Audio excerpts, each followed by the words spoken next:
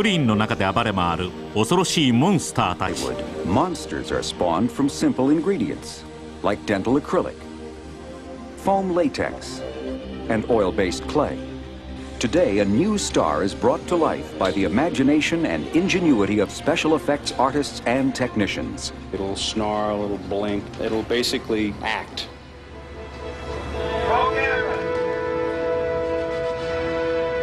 This is the star of Carnosaur, brought to the screen by the king of low-budget creature features, Roger Corman. Today, we'll get under this monster's skin and find out what makes him run. And we'll see how Hollywood's creature creators and puppeteers turn inanimate objects into living movie characters, so convincing they can jump right off the screen. It's the latest recipe for today's movie magic.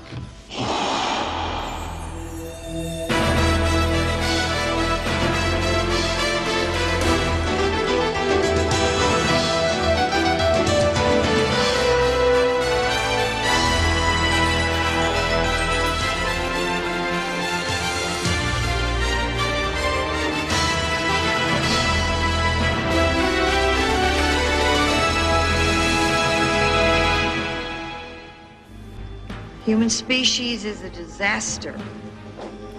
Gotta be stopped. Carnosaur is the story of an obsessed genetic scientist, played by Diane Ladd, who experiments with T-Rex DNA, and of course ends up with a monster who wreaks havoc on everyone around. The movie is produced by Roger Corman, Hollywood's legendary creator of scary B-movies. For decades, his low-budget monsters have provided the thrills and chills movie audiences seek. Now you will do as I say. Yes, Master. You will go out and find me some food. Yes, I do enjoy making creature features. The first film I ever made was a picture called Monster from the Ocean Floor, and the latest is Carnosaur. I think a creature feature is enjoyed by people all over the world. I work to a great extent on certain Freudian theories I studied back in Psychology 1A many years ago.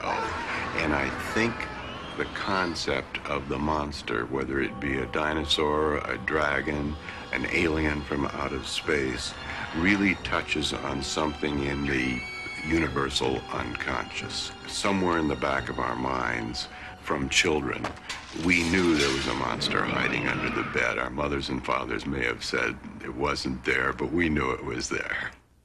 In addition to his own incredible cast of creatures, Corman helped launch the careers of such top directors as James Cameron, who went on to create Aliens and The Terminator, and Joe Dante, who directed Gremlins. For the Carnosaur creatures, Corman turned to a former head of his makeup effects department. This is all going to come off, so we need a serration right around here, a nice big wrinkle that cuts all the way through that. John Carl Buechler worked on such low-budget Corman features as Forbidden World, The Sorceress, and Deathstalker. He went on to create creatures for numerous other horror films. There's really few things that are more satisfying than evolving a creature, like from the toenails up. You figure out what it should look like, how it should walk, how it should roll its eyes, how it should breathe.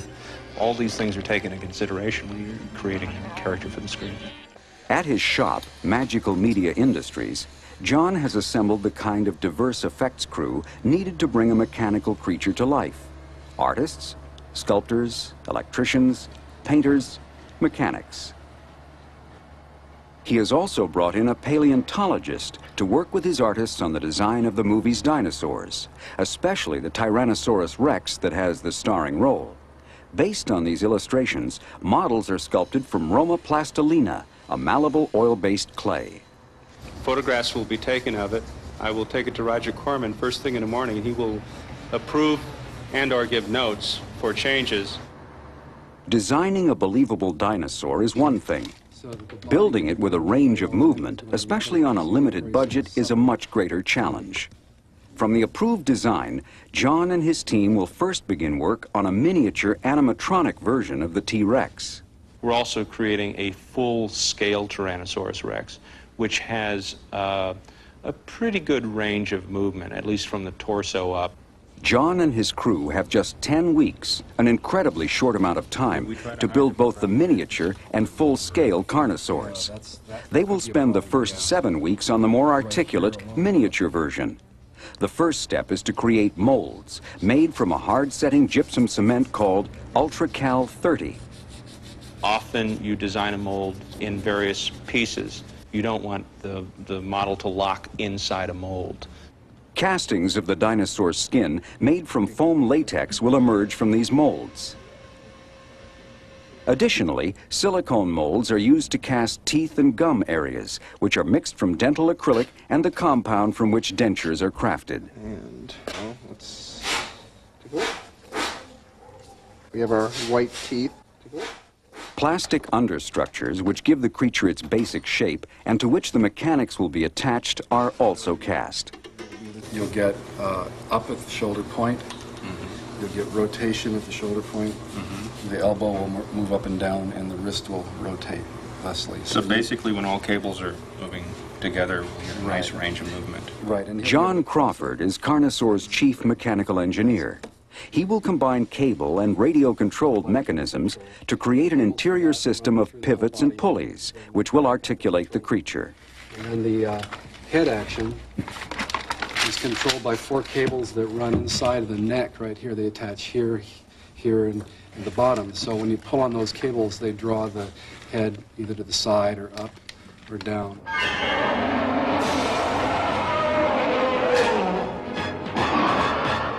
And the same thing happens again in segments back as you go through the body. So we have the head being able to turn this way while the neck is turning this way. So you can get S curves in this kind of motion.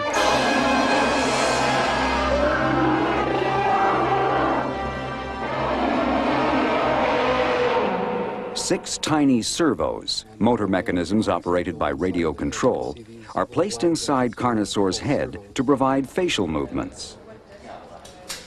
We have an eye blink, and we have the brow that goes up and down. The lips curl in the front, and they curl on the sides as well. But John Buechler's goal is to create much more than a complex mechanical creature. I prefer to think of the creatures that I create as characters. They're personalities, they have attitude, they have an agenda, and they don't just slobber and growl. As for Carnosaur, he definitely has an attitude and an appetite to match.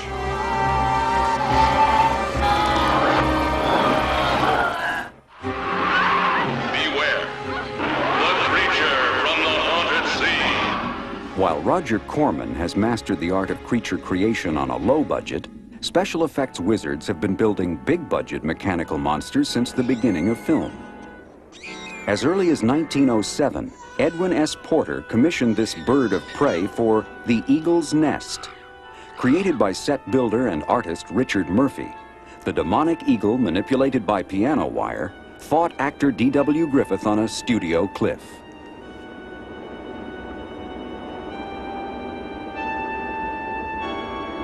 In 1925, art directors Otto Hunt and Carl Vollbrecht designed and built a 70-foot-long dragon for the Fritz Lang epic Siegfried. Operated by 17 technicians, some concealed inside the body, the dragon was able to move its tail and head, breathe fire, and when wounded by Siegfried's sword, even bleed.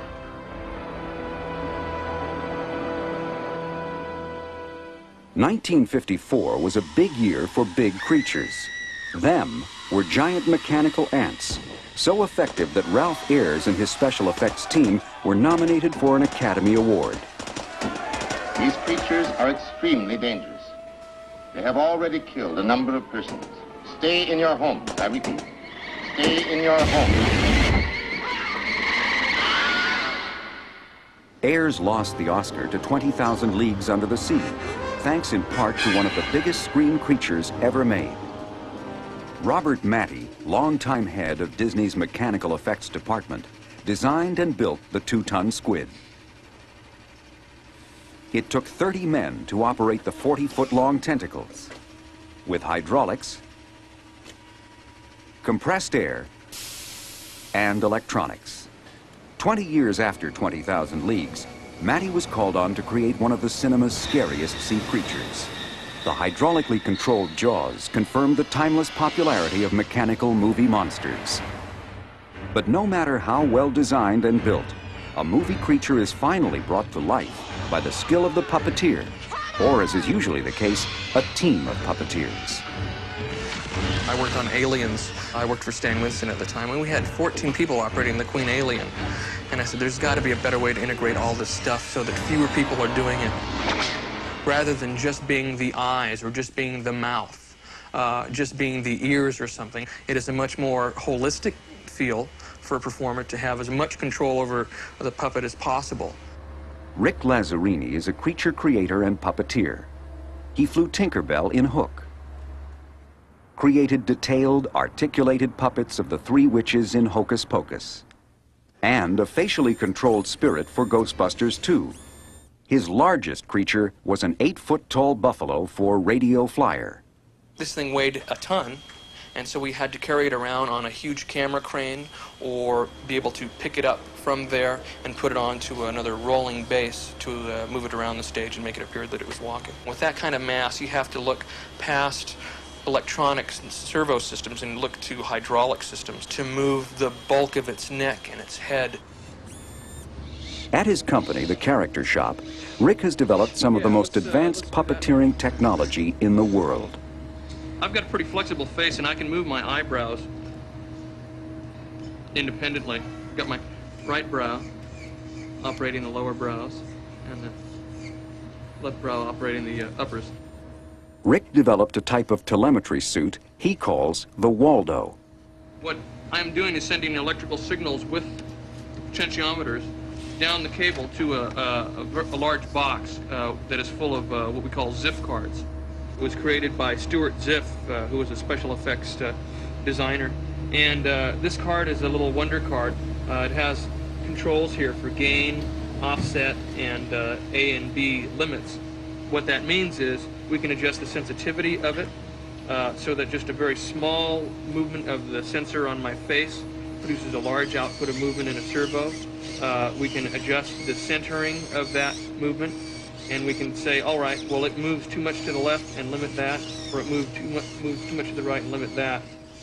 The control box contains a power supply and 30 ZIF cards, enabling the puppeteer to control up to 30 discrete movements.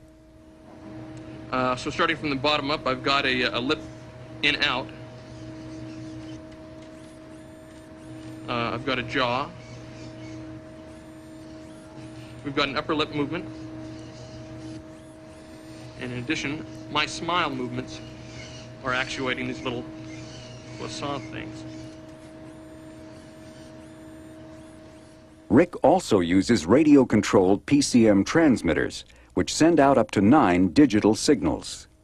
I've got blink movements. I've got left, right, up, down movements for the lower eyes. And then I've got side-to-side movements for the upper eyes.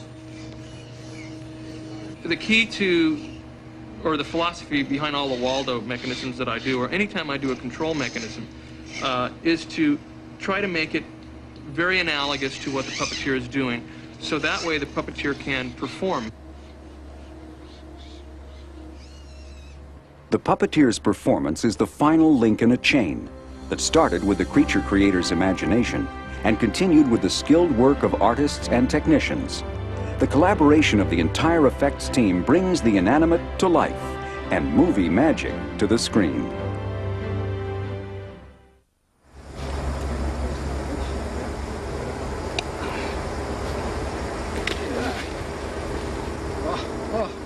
It works. The Carnosaur effects team has been working for 7 weeks with one goal in mind: to create the most believable monster they can within the limitations of their small budget and time constraints. The miniature version of the T-Rex is almost complete. We opted to build the majority of our controls on a backpack. Basically, you strap on a backpack, and we have levers that strap onto your own arms. And when you move your arms, the creature moves its arms. The backpack is similar in concept to the Waldo system, only simplified. Like the Waldo, however, it results in fewer puppeteers needed to operate the creature and better control of the actual movements. In addition to the puppeteer who wears the backpack, 3 other puppeteers will be required to operate the cable systems for the neck and legs, and the radio transmitter for the facial servos. With the 3rd scale miniature Carnosaur completed only 3 weeks before the start of principal photography, it's time to build the full-scale T-Rex. This version will be necessary for scenes in which the monster interacts on set with the human actors. Give you an idea of the scale, the size of this foot compared to the leg over there. It's 5 times the size of the miniature puppet. These patterns were taken directly off the puppet. John has decided not to construct the larger T-Rex using the standard mold and cast process. So he and technician Ken Hall researched new materials for this job. They found what they were looking for in L200, a very light polyurethane foam used in the aerospace industry. Sheets of L200, which handles like a flexible foam core, are being glued together to form the entire T-Rex understructure. The skin is crafted from urethane foam sheets and seared with hot tools to create scale patterns. I think it looks authentic, it looks very similar to the miniature, and it does move, and it's lightweight enough to manage. The whole thing, don't just turn it. Under the light of an appropriately full moon, the full-scale Carnosaur arrives on location. When assembled, he stands 16 feet tall and measures 25 feet from head to tail. The mechanics for the full-scale creature are very simple. They're pneumatically operated. Sort of like your screen door, how that opens and closes and pushes in and out. It's a very simple process, and all you really need is compressed air to make something move. Since we created a very lightweight dinosaur, we could manipulate it and give it, full articulation with a few lightweight instruments like the pneumatic systems. If we created it with standard procedures, sculpted and molded and casted, it would weigh close to 2.5 tons. The final creature that I delivered weighed 450 pounds. Shots of both the full-scale and miniature creatures will be used in the movie's finale, in which the hero, Doc, played by Raphael Subarge, fights the monster with a skip loader. In order to do that, we had to create a miniature version of Doc, the skip loader, and the Tyrannosaur that could fight. But in order to put Doc into the scenes with the Tyrannosaur and to give ourselves a very good sense of scope and geography, we created the full-size Tyrannosaur to interact. Camera speed. Round marker A and D. Action! John Crawford and an assistant operate the valve-controlled pneumatics, providing Carnosaur's head and upper torso movements. Unfortunately, there is no textbook to give you a recipe on how to make dinosaurs fight on a low-budget movie and not make it look that low budget. You have to pull out all the tricks and all your imagination to try to create the illusion of what the script indicates. A big part of that illusion is shooting in miniature, having the more articulated small version of Carnosaur do most of the fighting. This scene, for example, begins with the miniature, cuts to a shot of the full size in order to establish relationship with the actor, and then switches back to the miniature. The biggest challenge is making the miniature and full-size Carnosaurs appear as one. There are certain things that you can do. I mean, the configuration is identical, the paint jobs are identical, but you may have a wrinkling system that's slightly different or a scale pattern that's slightly different. But the concept of the show was to be a horror film as opposed to a travelogue. And you're going to see these things darting out of shadows and leaping and biting. I think with that approach, the difference between the full scale and the miniature is minimal. you really get back to the rudimentary elements of how filmmaking began. How can we create the illusion? We are not creating genetically engineered creatures. We are creating the illusion of a large dinosaur that can do these things. And in many ways, the challenge of a limited budget makes you function in a very creative way so that you can translate as much as you can into entertainment. They are born of the imagination and ingenuity of Hollywood's creature creators. Terrifying aliens, fearsome sea monsters, and them. In the beginning, these incredibly lifelike monsters were merely raw materials. But in the hands of skilled effects artists, technicians, and puppeteers, the inanimate is brought to life. I hate wildlife. At least until the end of the movie.